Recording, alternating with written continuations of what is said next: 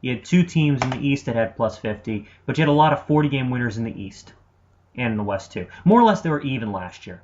And look at conference record. Spurs are 33-19 in the Western Conference. That was better than the East, and the Heat were 41-11. The Heat were a much better team last year. They were 66-16. Much better team.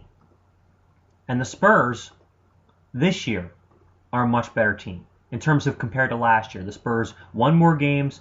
The Heat lost more games compared to last year. So you look at it from that point of view, Spurs with a psychological advantage. Look at the fact they beat the Heat the last time they played them in the regular season. Again, Spurs with somewhat of a psychological advantage. Look at the fact that the Spurs have, again, the Spurs are not going to be tired when they play the Heat. They're not. I know they had to go 7 with Dallas.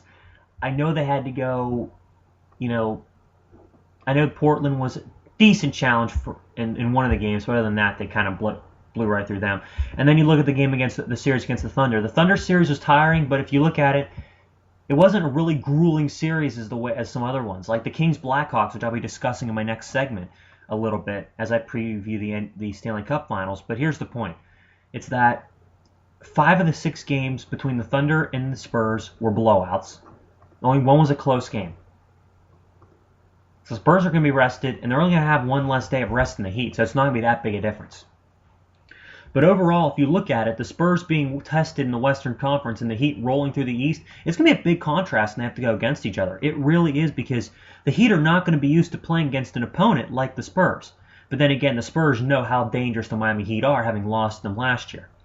But I think this year with the changes, I think the fact that the Spurs bench is better, and I think the Heat are a little less talented and are not quite as good on offense.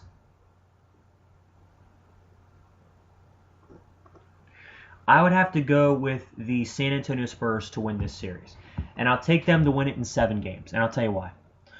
I'm picking 7 because I think this is going to be a back-and-forth affair. I really do. I think home court definitely gives San Antonio an edge because the 3 games in San Antonio against the Thunder were complete blowouts. The games in San Antonio against the Blazers were blowouts. And the fact that San Antonio this year had a very good record at home. Again, they have so much confidence when they play in their own arena.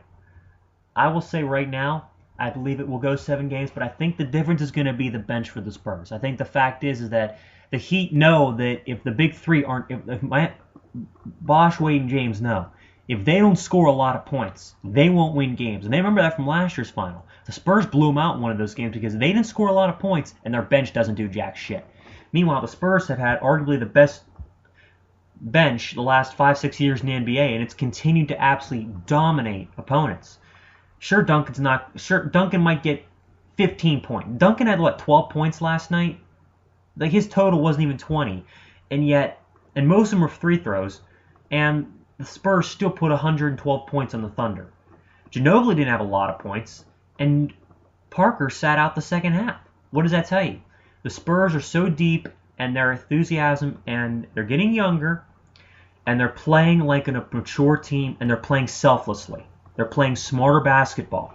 And I take the San Antonio Spurs to defeat the Miami Heat in 7 games in the 2014 NBA Finals.